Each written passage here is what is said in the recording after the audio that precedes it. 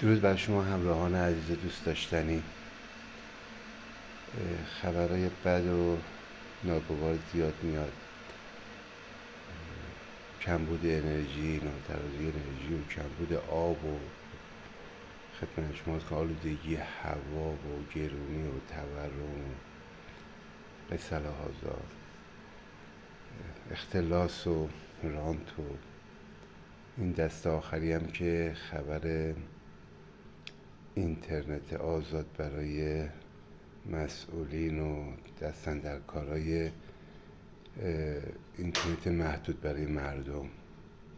آدم نمیدونه چی بگه، افسوس بخوریم، بخندیم، گریه کنیم.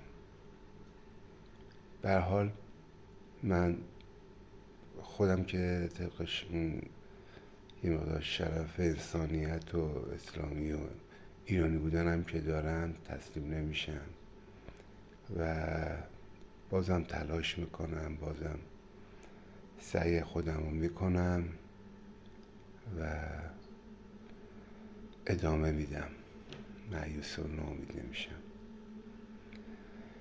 براتون دعا میکنم، آرزو میکنم یه روز خوب شروع کنید و به نیکی و دل خوش و سلامتی و برکت پایان بدید. دوستتون دارم، در پناه حق.